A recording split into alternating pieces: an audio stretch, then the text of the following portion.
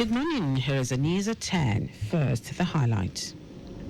Governor Sanwo-Olu stakeholders warn against harassment of enforcement officials. Nigeria Railway Corporation set to resume Abuja-Kaduna train service.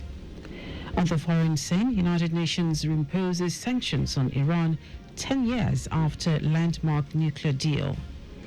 And in sport, Nigeria's Falconets defeat Rwanda, moves to next round of Under-20 World Cup qualifiers. Now the details. I am Dele Agadumo. Lagos State Governor Babajide Sanwo-Olu, the Oba of Lagos, Oba Rilwan Akiolu, and other stakeholders in the built environment have called for mutual respect and cooperation between government enforcement officers and members of the public. They made this call at the 2025 Stakeholders Engagement on Physical Planning with the theme Planning Permit, the Rebirth, organized by the Lagos State Physical Planning Permit Authority, LASPA. Governor Sanwo-Olu, who was represented by his Deputy Chief of Staff, Sam Igube, stressed that harassment or assault of enforcement officials on duty is counterproductive and detrimental to the orderly growth of Lagos. The governor cautioned residents against verbal or physical attacks on officials and urged aggrieved members of the public to channel complaints through established government platforms. Commissioner for Physical Planning and Urban Development, Olumide Oluyinka, explained that the forum was a follow-up to the 2024 Physical Planning Summit, where stakeholders underscored the importance of public sensitization and engagement on physical planning.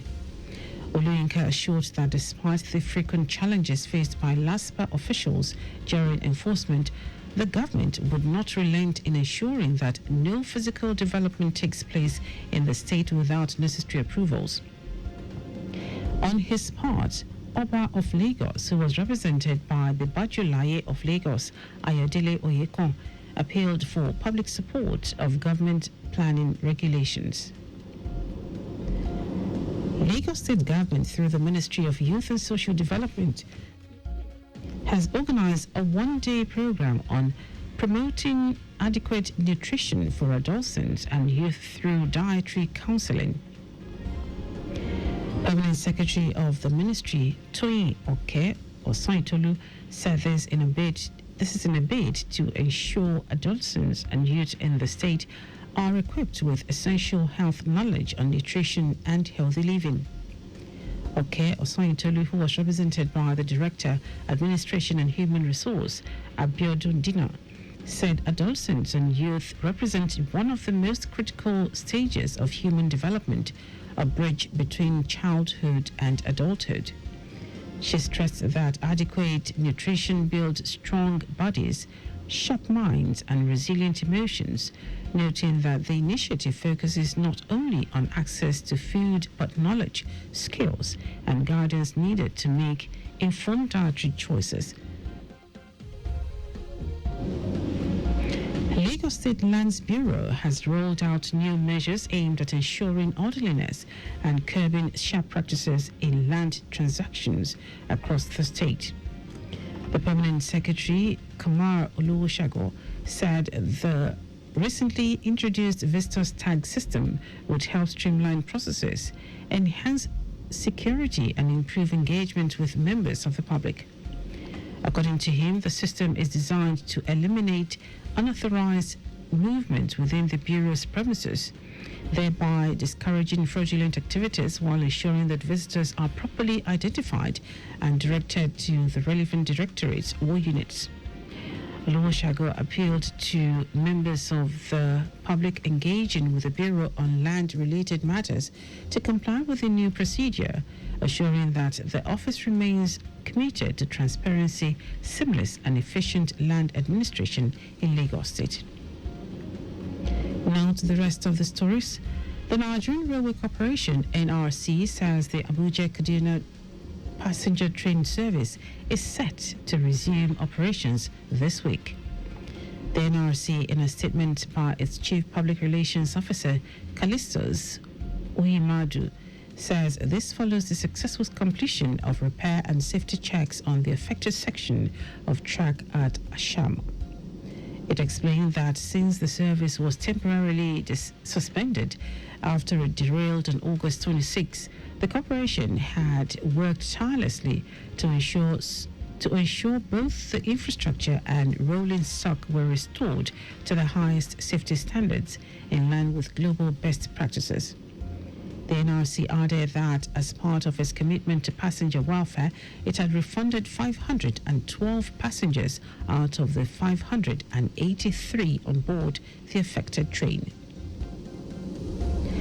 National Chairman of the Association of Community Pharmacists of Nigeria, ACPN, Eze Igwekama, has been honored with a chieftaincy title for his exemplary leadership and commitment to enhancing rural community health. This title was conferred on him by the traditional ruler of Umawulu Kingdom, Igwe Joe Egwonwu, following the significant contributions made under his leadership, including the recent inauguration of a new pharmacare center in the Umawulu community. A state-of-the-art facility is designed to offer comprehensive healthcare services, addressing the community's previous reliance on urban centers for quality medical care and medications.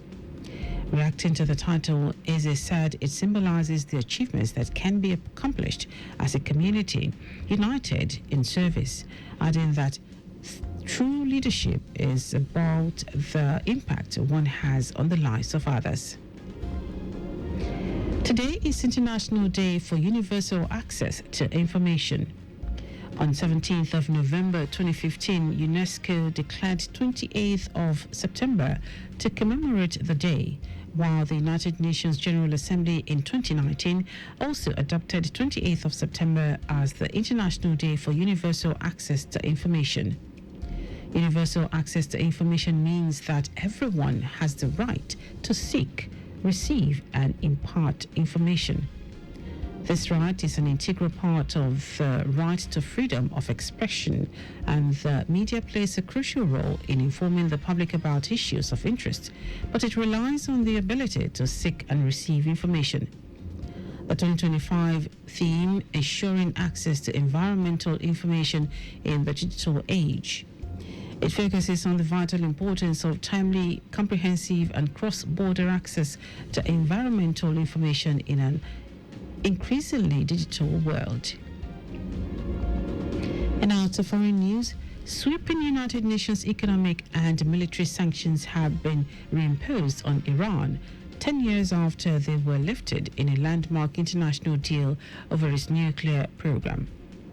The new measures took effect as the three European partners to the deal, the United Kingdom, France, and Germany, activated the so-called snapback mechanism, accusing Iran of continued nuclear escalation and lack of cooperation.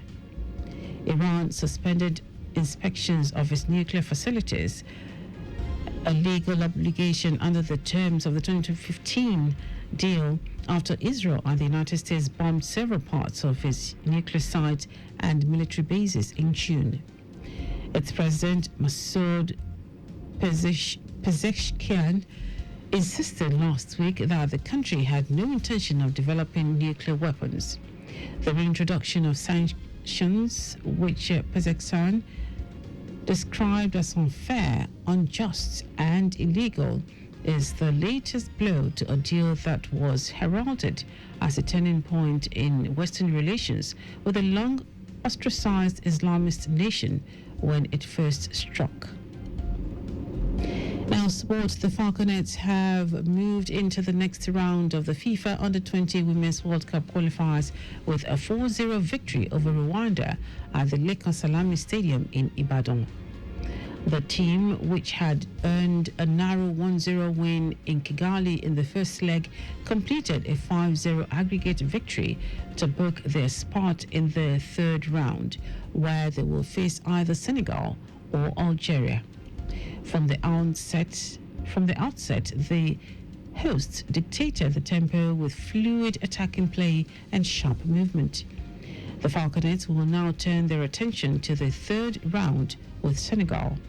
The winner will proceed to the final round to pick a spot as one of Africa's 4 representatives in the tournament to be hosted by Poland in September 2026. And that is our news at 10. Just before we go, slow down at road junctions, intersections, and pedestrian crossings. You can follow us and like all our various social media platforms: X at Traffic Radio 961, Facebook, Lagos Traffic Radio 96.1 FM, Instagram, Lagos Traffic Radio 961. Subscribe and watch news and programs live on YouTube at Traffic Radio 961.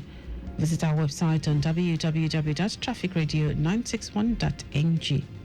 You can also listen to Lagos Traffic Radio 96.1 FM live on My Lagos app for timely updates. Did you know that the Sanwo-Olu administration disbursed 200 million naira as loan to 33 Nigerian filmmakers? You can get more details on the Lagos State Government website. To end the news are the highlights of the major stories. Lagos State Governor Babajide Sanwo-Olu, the Oba of Lagos, Oba Rilwan Akiolu, and other stakeholders in the built environment have called for mutual respect and cooperation between government enforcement officers and members of the public. The Nigerian Railway Corporation (NRC) said the Abuja-Kaduna passenger train service is set to resume operations this week. We also told you that sweeping United Nations economic and military sanctions have been reimposed on Iran 10 years after they were lifted in a landmark international deal over its nuclear program. And in sport, the Falconets have moved into the next round of the FIFA Under-20 Women's World Cup qualifiers with a 4-0 victory over Rwanda at the Lekan Salami Stadium in Ibadan. For contact with the newsroom, send a message to info@trafficradio961.ng. That is the news broadcast compiled by Adewale Oluboroku. I am Dele Agadumo. Good morning. Thank you for listening.